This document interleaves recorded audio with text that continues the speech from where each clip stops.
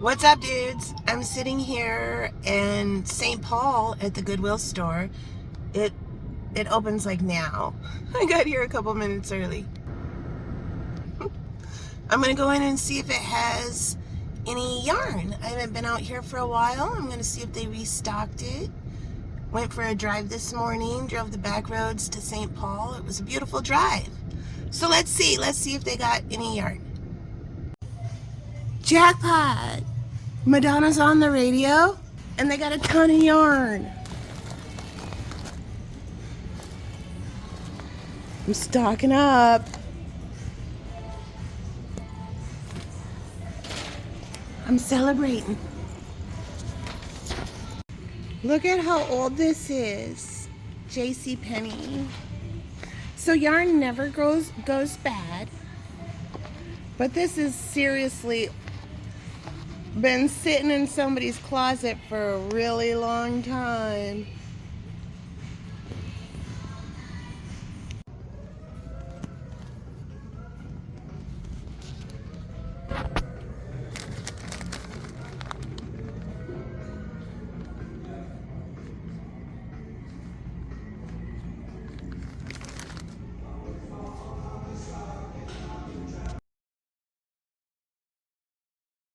So here's what I got. Oh my God, they have all this yarn.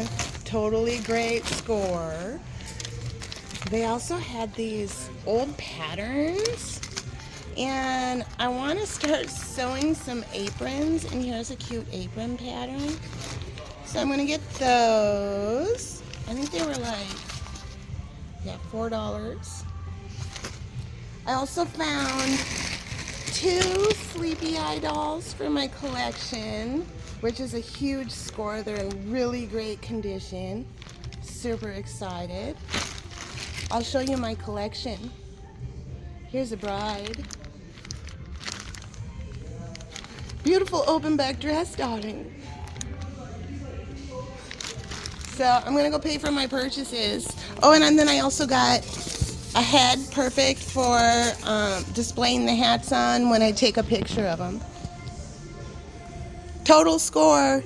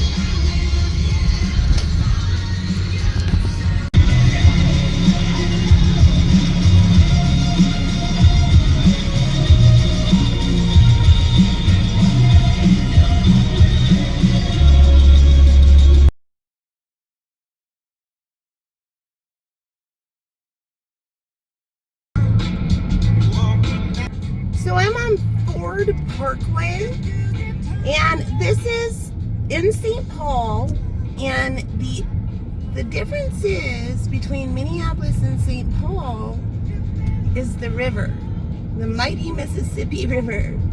So I'm getting right to the edge of St. Paul. I'm going to go over a big bridge, and then I'll be back in Minneapolis.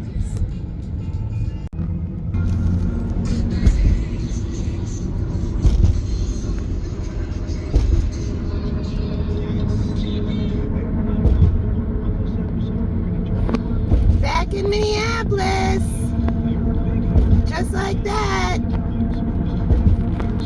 Back in the south side of Minneapolis now. I'm gonna go right by Minnehaha Falls. Maybe I'll show it to you. So here I am at the falls. This is the park that we just learned about in the last message. There's a pavilion there with food and snacks and stuff. And then right behind it is the falls. I'll show you. This is right in the heart of South Minneapolis. So this is right in the urban area.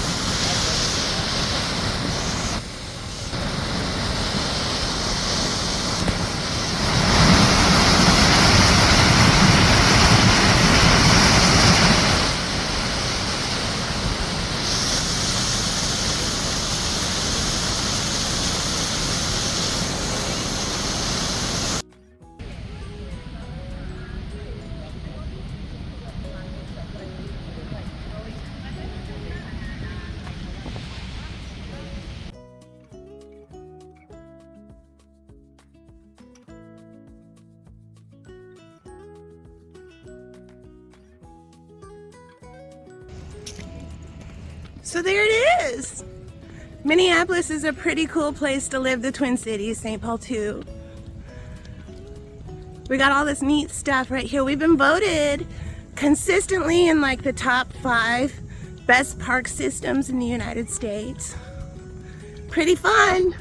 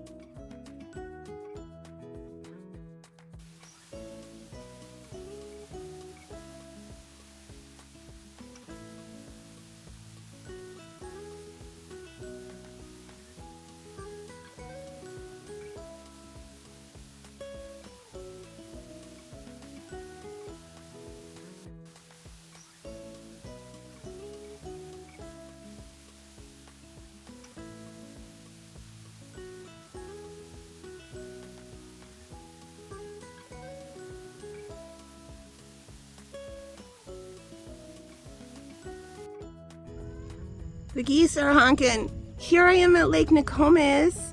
The sun is hitting the lake really nice right now. It looks silvery.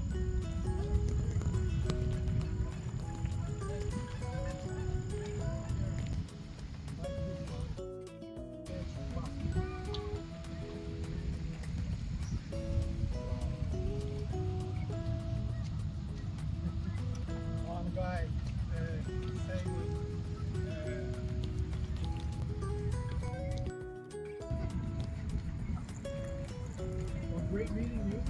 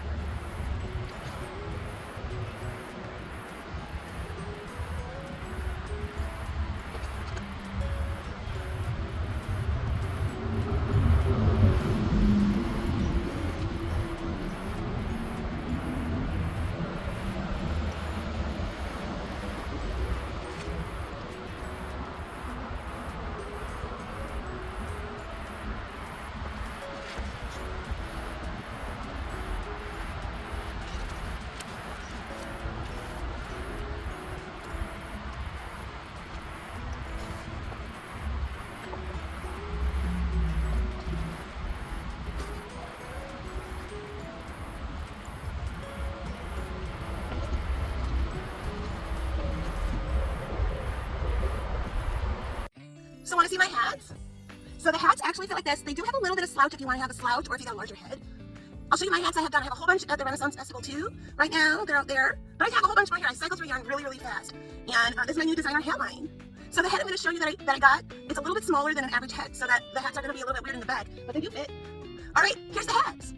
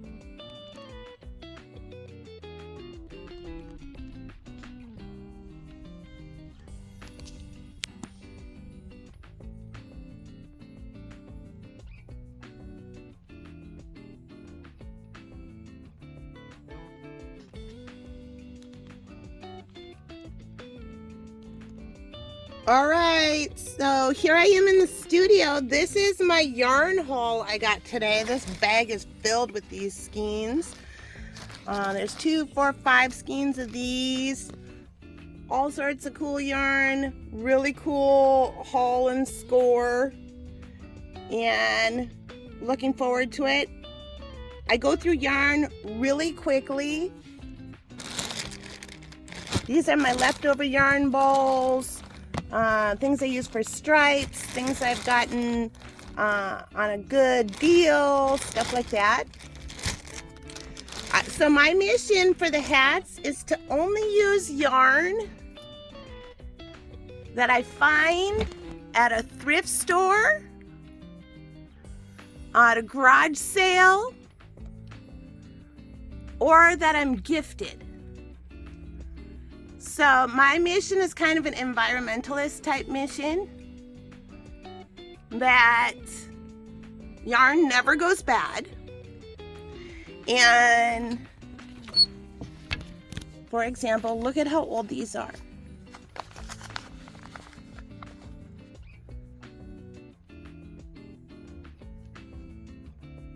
So this has been sitting quite possibly for 30 to 40 years.